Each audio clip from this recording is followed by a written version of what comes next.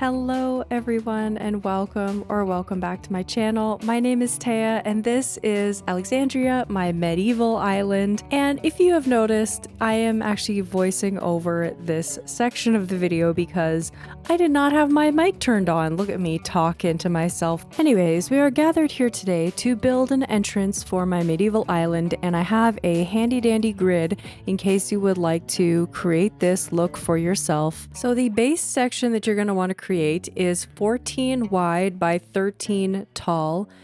Never mind that little bump out at the top. I end up filling that in and it is exactly 14 by 13, perfectly rectangular. And here is a more in-depth look at exactly the placement of that center panel. So the center panel is 6 wide by 5 tall and it's placed evenly 4 away from the sides and 4 away from the airport. So with this grid being laid out, let's get right into the speed build of this entire medieval entrance.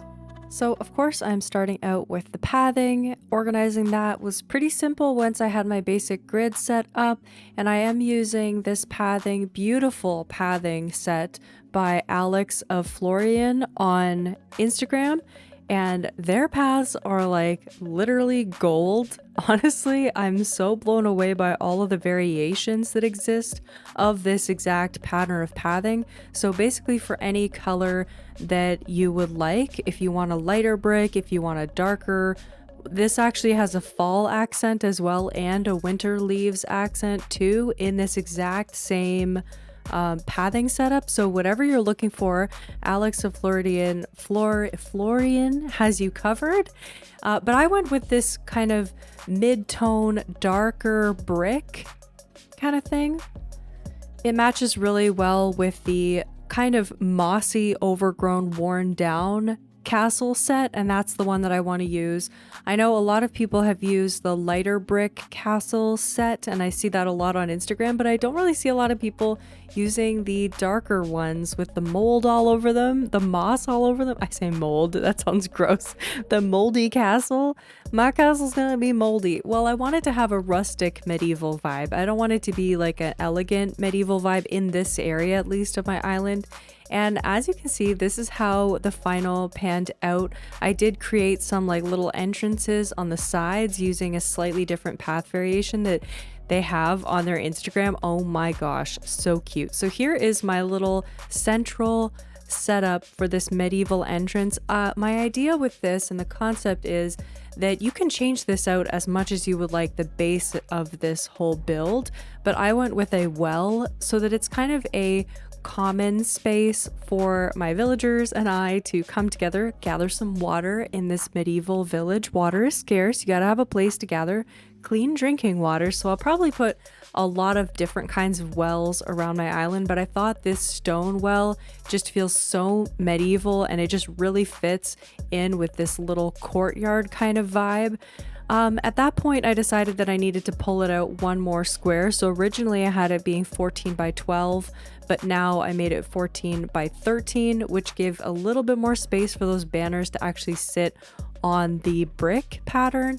And then it just gave a little bit more room to actually run around this circle quite easily. And I was already super excited about how this was coming together. So I put in some castle walls. I didn't completely enclose this area. My main thing with this entrance is I'm very used to creating very cramped entrances, but I wanted this one to feel very open and very easy to maneuver so that I wasn't running into things as I'm running through my island, because I find that that's the number one thing that will make me tired of an island is when the entrance feels cramped or laggy. Then it's just like the moment that you get onto your island from somebody else's, you already feel like kind of gross because your island is all sluggish and stuff. So I really kept it simple with this area, and I think for the minimal amount of items that I put in this, it really came together nicely. At this point, I kind of adjusted the pathing because I had made the entrance pretty wide and I kind of wanted to make it come a little bit closer into the edge. Right now, I don't have any, because this is still fairly new island, I don't have very many street lights. So I'm still debating whether street lights is more appropriate for medieval or tiki torches. It feels a bit weird to use tiki torches because I do have a jungle island running simultaneously. So tiki torches are like very jungle jungle feeling to me, but I think they're kind of medieval feeling actually too. So that might be something that these two islands have in common.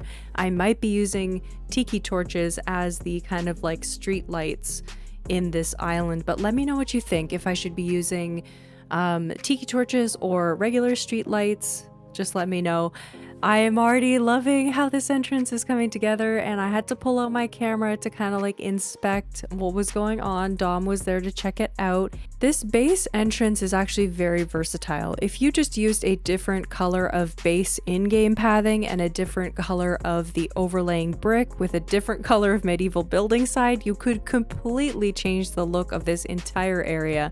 Which, I mean, if I get tired of this entrance, I can just change up some of the customizations and I will have a completely brand new entrance. So that makes it super appealing for me. This is very similar to the kind of entrance that I had on my first island, where I could be very flexible with it because it does have minimal items in it. So change out a few custom designs, change out a few items, and you've got a completely brand new look and feel on your island, which is super nice and appealing to me. So I'm putting in a couple little sets of items along the sides. I do end up removing some of these things. The flower wagon looks super cute, but I overdo it and I put another flower wagon, so that one at the back will still remain. And this little set of items in the top right here, I am obsessed with. I used those turnip barrels that you get from Daisy May, and I put a bunch of food items in that area. In this main central spot, I ended up adding the height to the left-hand side with the barrel, and I put the iron pot actually on the top on the other side eventually. I put the barrels here, but it was just too many barrels in different spots, so I kept the turnip barrels to the right hand side and I kept more of the wooden look into the center, and it really feels like a market. Like people are coming to gather some water, people maybe have gathered some fruit that they're fruit and vegetables that they're selling on the side there. But they've got animals here too. So I did add the springy ride-on onto this side. And as you saw, I added that little piggy. I would love to have pigs just randomly wandering around the streets of my island, because we have those new piggy banks and I think they are absolutely precious. So maybe eventually we'll have pigs running around my island, but I do want to have two very different look and feels on the different halves of my island.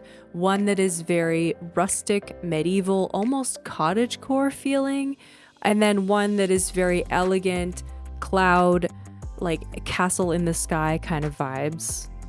And at this point I was very happy with the way that it was coming together, and I didn't really like that flower cart there, but we do remove it eventually. So I had to just give a few circle runs around this entrance, a couple laps, just to test things out, throw in a simple panel for a little gate.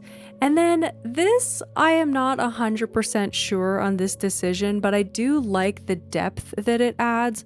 I actually found another brick pattern that I might interlay just as some broken up bricks in the middle of this area as opposed to a grassy look. But let me know what you think.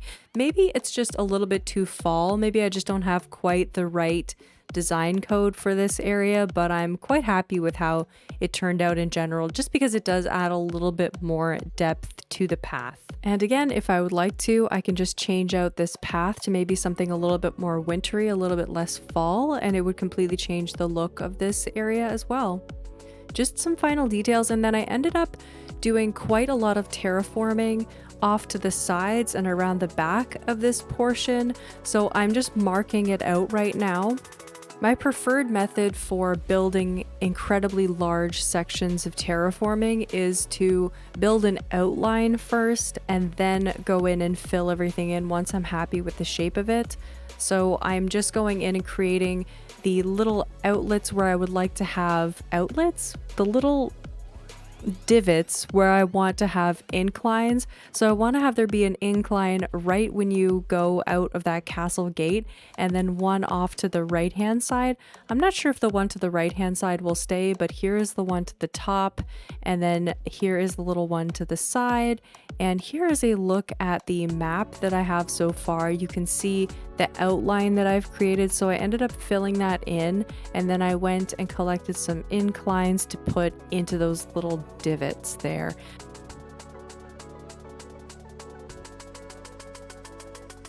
And as I went to place this first incline, I realized that that tree is too close and it was going to wipe out the tree. So I went back in and actually removed a little bit of that cliff. I was quite angry though that the tree was stopping me from doing that, but I love the tree and I wanted the incline here, so it actually ended up working out in the end. It's just very hidden kind of incline up to this second level of terraforming there. And I wasn't quite ready to move to the next day and do the next incline, so I decided to work on this second level of terraforming. I didn't actually know when I started this build that I was going to be doing another level of terraforming with more castle layers, but I added it behind here and I was going to do the incline and I was still recording, so I was like, you know what, I'm going to put another layer of castles on the top here. And the spacing was kind of odd, so again I went in with the jail bars and actually a medieval building side instead to just vary it up a little bit, and then I put jail bars in front. And I just mimicked the exact same thing on the other side, and then I went down to go and check out how this looked in perspective, and I think it turns out amazing. It really feels like that dramatic castle entrance with a little well area, common area at the bottom. Super excited about how this island is coming out. I did create an entire map for this island and a plan that I did in another video, but since the release of the 2.0 items, this island, I think I'm just gonna wing it a little bit more, and I ended up choosing a map that was not exactly what I had planned for in the other one, so I probably will do another video really soon with an updated map plan. And as you can see, I did the same mistake again. I put items too close to the incline, so I had to get into construction mode and break down a little bit of this cliff terraforming just so that I could put in the incline properly. And then I got stuck in this little nook back here because of course Lloyd was blocking the entrance, and it was actually really funny. I took some shots of Lloyd like peeking out from behind the castle gate, which was really funny.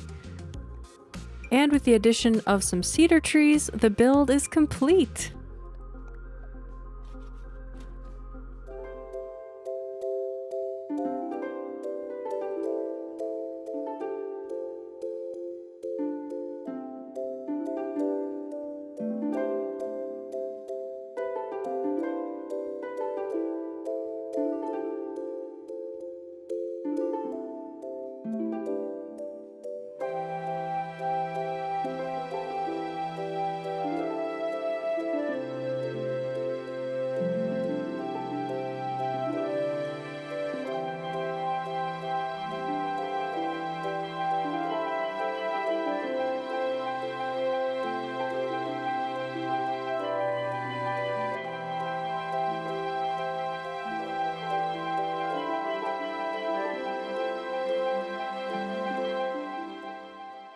Thank you so much everybody for watching today. I really appreciate each and every one of you. Let me know in the comments below if you have used any of the 2.0 items in your entrance builds, and I will see you all in the next one. Bye everybody.